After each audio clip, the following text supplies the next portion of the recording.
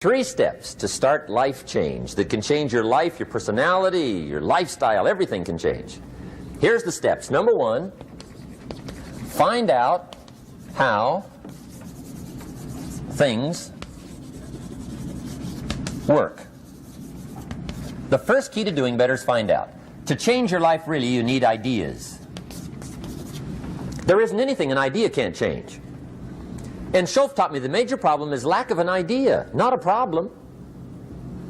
At first I didn't have any money. I said to Mr. Schoaf, I don't have any money. He said, that's not a problem. Now see, up until then I always thought it was. Right? I was confused. He said, no, the problem is lack of an idea on how to create money and wealth. It isn't lack of money, it's lack of ideas. So if you get the ideas, see, you can change anything. Now to get ideas, you need a constant study of finding out. Now, Schoaf also said, when you find out something that works, put the information in your journal. Don't use your head for a filing cabinet. Put it in your journal so that you can do the next best thing.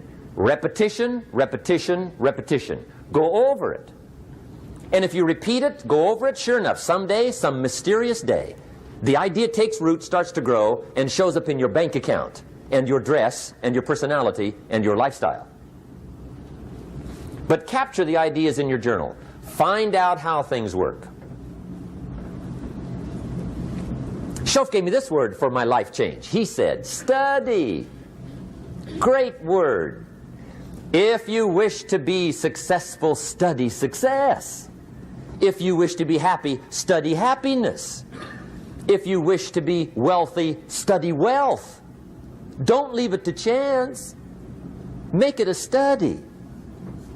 Some people just go through the day with their fingers crossed. See, that won't do it. You've got to study the things that can change your economic, social, spiritual, personal life. Now, here's a qualifying phrase. And we'll have several of these qualifying phrases throughout the seminar. Here's the first one. You may not be able to do all you find out. I understand that. You may not be able to do all you find out, but you should find out all you can do. See, you don't want to wind up at the end of your life and discover that you've lived only 1/10 of it. And the other 9/10 went down the drain. Not for lack of opportunity, for lack of information. So that's number 1, find out how things work. Now here's the best human virtue for finding out, curiosity. Make a note of that. Curiosity. Be curious. You might add a word to it that'll help. Childish curiosity.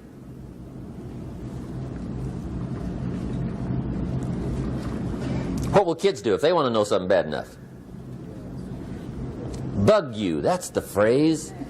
They can ask 1,000 questions. You think they're through? They got another 1,000. They'll drive you to the brink. It's a virtue. When you gotta know, be like a child. In fact, Jesus, the master teacher, said, unless you can become like little children, you might as well forget it. You don't have a prayer. Excellent advice. You got to be like children. 4 ways, in my opinion, to be like a child. Number 1 is curiosity. Number 2 is excitement. Get excited like a child over your ability to make yourself do anything for change. 3rd is faith. Have faith like a child. Adults are too skeptical. And 4th is trust. Trust is a childish virtue, but the rewards are incredible. So be like a child.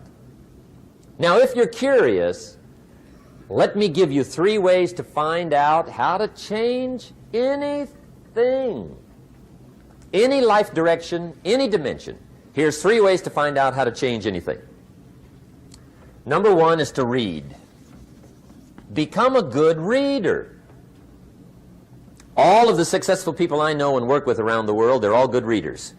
Curiosity drives them to read. They got to know. They just read.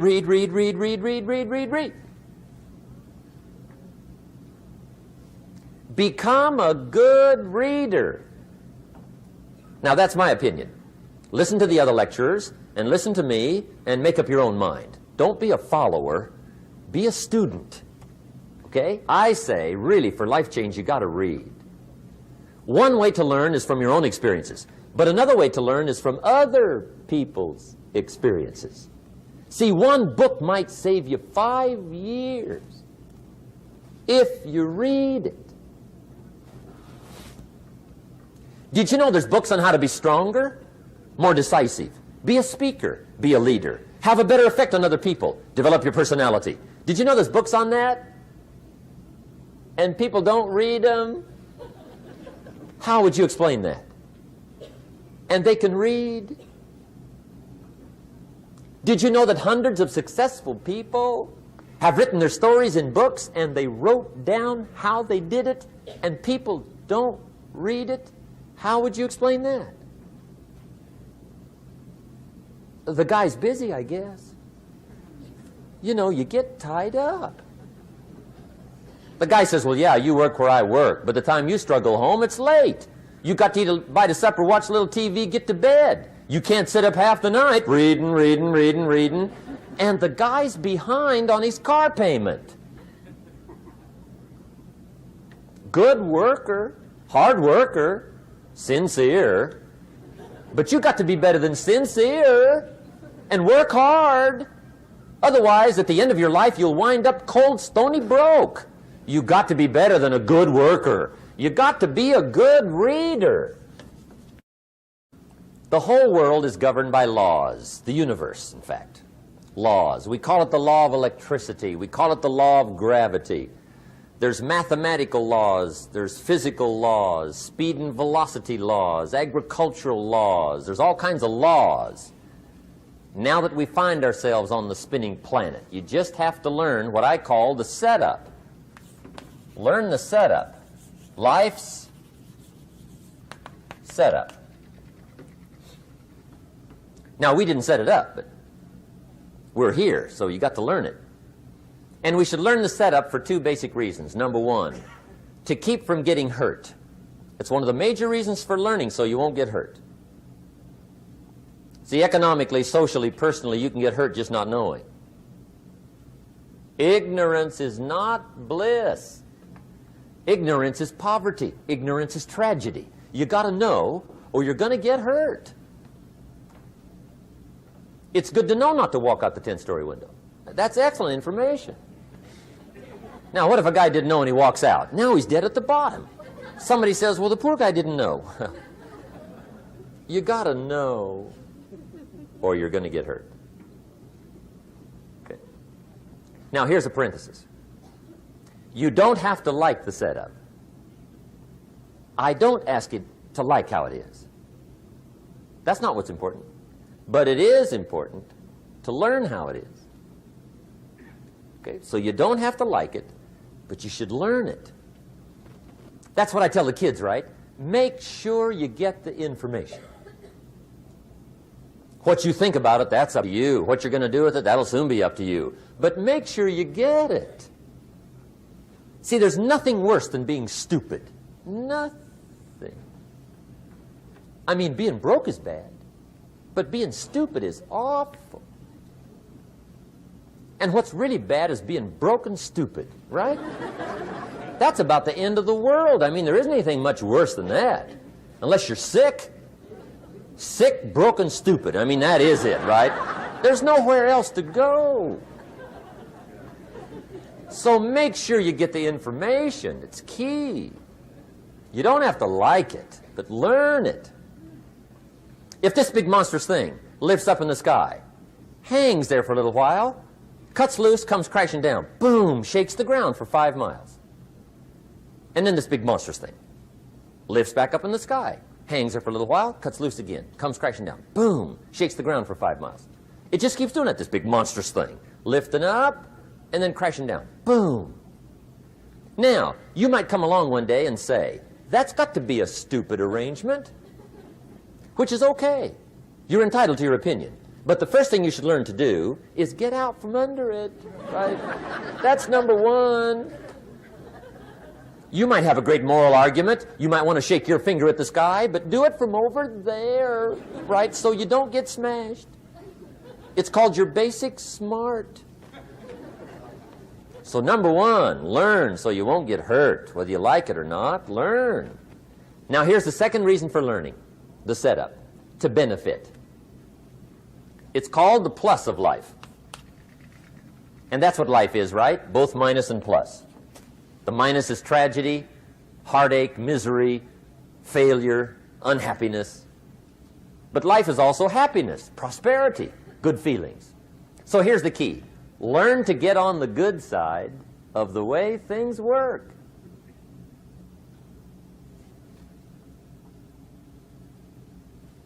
Now here's two of the basic laws, and we'll take our break.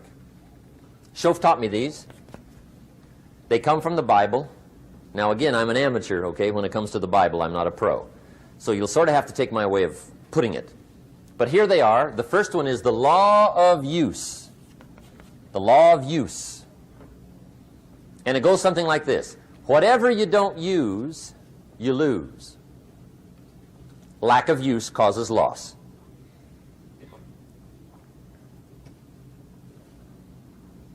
On this planet, maybe not the next one, but on this one, if you tie your arm to your body, leave it there long enough, you'll never use it again. It's over for the arm. Now, it may not be over, but it's over for the arm. The only way to keep the use of this arm is what? Keep using it. If you quit, you lose automatically. They don't bring it up for a vote. You lose automatically when you quit. Now, the same thing that goes for your arm goes for your brain, mentality. The same thing goes for all the human virtues. Ambition, unused, declines.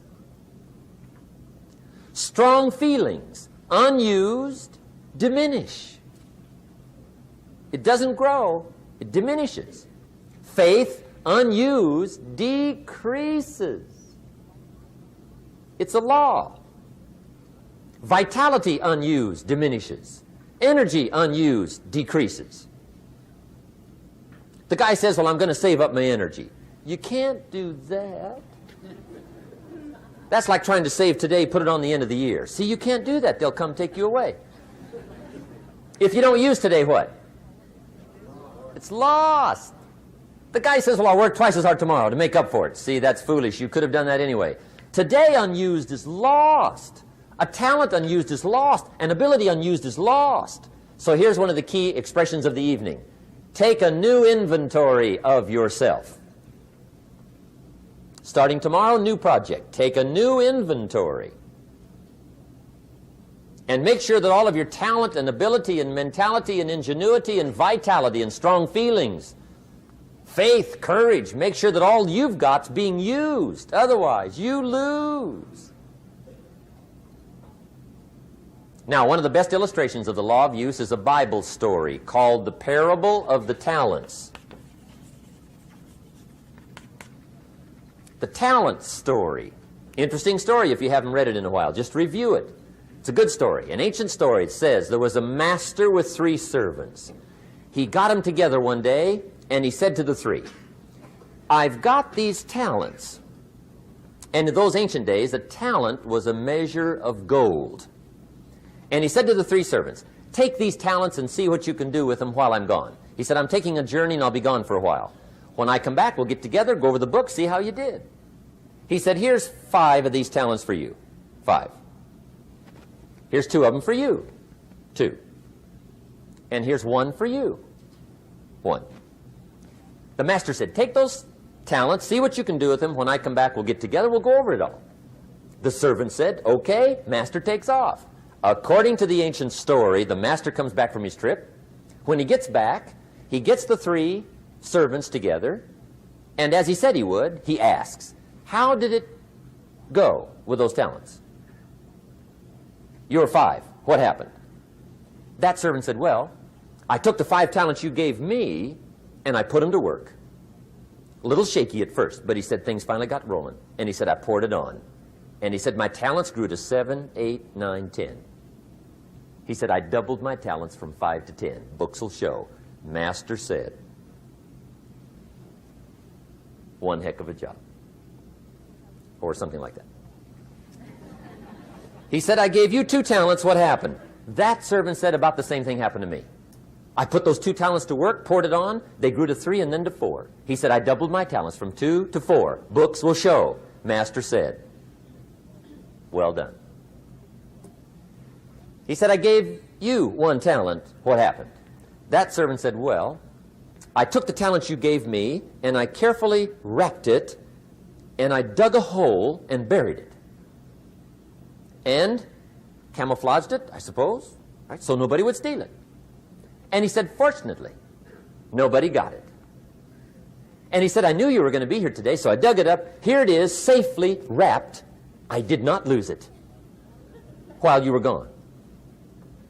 According to the ancient story, the master said, take that talent away from him and give it to the man that's got 10. Now you might say, well, I don't like that arrangement. The poor guy's only got one talent. He's already got 10. It ought to be more even. Remember, I didn't ask you to like it. But this one I would ask you to learn, because it simply means whatever you do not employ, you forfeit. It's a law. So learn well the law of use. Now here's the second one, and we're going to take our break. Second law from the Bible. This one we've heard since we were small, I'm sure. It's called the law of sowing and reaping. In fact, we've probably heard it so often we could quote it. It says, whatever you sow, what? You shall reap. Fairly blunt, hopefully clear. Here's my first suggestion on the law of sowing and reaping. Don't try to beat it. You might as well try sitting on the sun in the morning. Keep it from coming up. You'll have better luck. Whatever you sow, you reap. Now, for a fair share of my life, I'm a bit mixed up on how all this applies. Among a lot of things I was mixed up on. I knew I wasn't reaping too good. That I understood. My problem was I was confused about what was causing it. Remember me with the funny list? I thought those are the reasons why it isn't working out well. And then Mr. Schoaf gave me the clue that helped me figure it all out. He said, Mr. Rohn, I have another answer for you. There's another way to quote this law that'll show you where the problem is so you can go to work on it right away. All you need to know is where the problem is. Then you can go to work on it. So he quoted me the law another way, and I found out what my problem was. Here's the way you quote the law. Whatever you reap is what you've sown. Now I knew what my problem was. Whatever you reap is what you've sown. If you don't like the crop, who do you look up? Answer, whoever planted it. And where do you find who planted your crop? Answer, in the mirror. What I finally learned to do come fall was to go to the mirror. That's where you go. And if necessary, you say, a few skinny carrots? I got to be unimpressed. Where were you last spring? Asleep. Didn't you read the books? Did you break your hoe?